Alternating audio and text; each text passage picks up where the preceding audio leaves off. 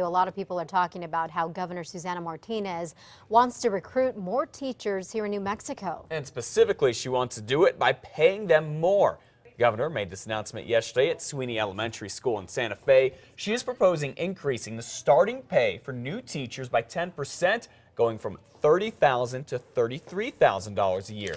She also wants a pilot program that would reward teachers with a $5,000 stipend for helping students do well. Exemplary teachers would get $7,000. It's long overdue, and I'm hopeful that it is one important step we can take to help us recruit and retain our talented teachers. And whatever it takes, right? Incentives are part of the governor's budget plan that the legislature will take a look at starting next month. And there'll be more students to teach in colleges anyway if the legislature is able to shore up the New Mexico Lottery Scholarship Program. Representative Lucky Varela says one plan would cap scholarships. Right now they cover 100% of tuition. Now another plan would increase the minimum GPA for students to go ahead and qualify. The governor has said if legislators do not fix a scholarship fund, the state does have some extra money to fill in the gap, at least temporarily.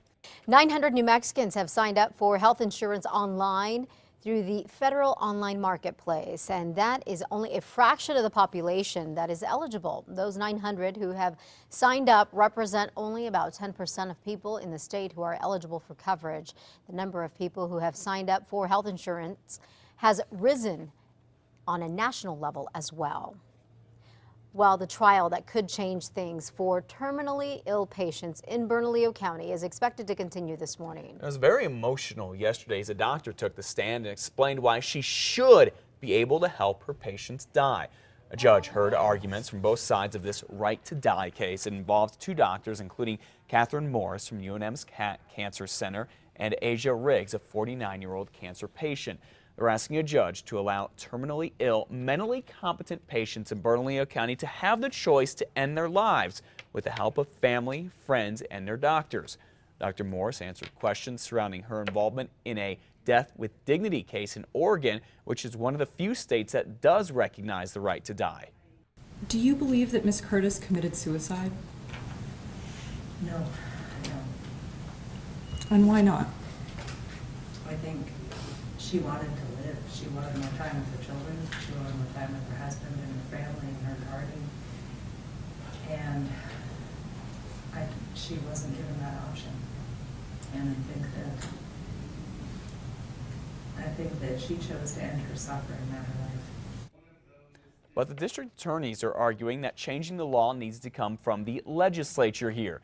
If allowed, New Mexico would become one of just a handful of states to allow doctors to prescribe the drugs needed to end patients' lives. Elizabeth.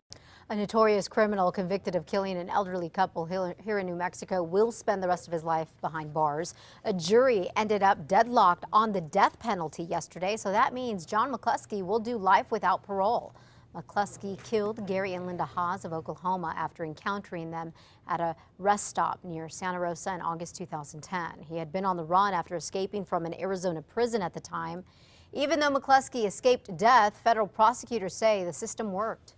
I think that it was a fair trial, that we presented all the evidence that that we felt needed to be presented, that we had, and likewise for the defense. And that's what our system's designed to do. And so it worked out the way it's supposed to. McCluskey and his lawyers smiled when the jury announced it was deadlocked. Members of the Haas family were visibly upset. A memorial is planned for today for a Sandoval County Sheriff's Sergeant who died after a car hit him during a snowstorm last week. Family, friends, and law enforcement officers and more from the area will be gathering at the Santa Ana Star Center in Rio Rancho at 10 this morning to honor Sergeant Robert Barron. If you're in the area, give yourself a few extra minutes. There will be a police escort through Rio Rancho for Sergeant Barron. Well, 24 artifacts from the Hopi and Apache tribes could be on their way back to those tribes now that a big charity has bought them from an auction house in France. The Annenberg Foundation of Los Angeles paid more than $500,000 for masks and other things, but some of those artifacts did end up going to private collectors. The tribes say all of the artifacts represent their ancestors' spirits and should not be sold, and they say they were illegally taken from them in the first place. The tribes had actually gone to court in France to try to get the auction blocked, but a judge refused to do that. Well, that's great that the tribes are getting their stuff back. Some of it. Yeah. Some of it. It would be nice if they could get all of it back, but sometimes things don't work out.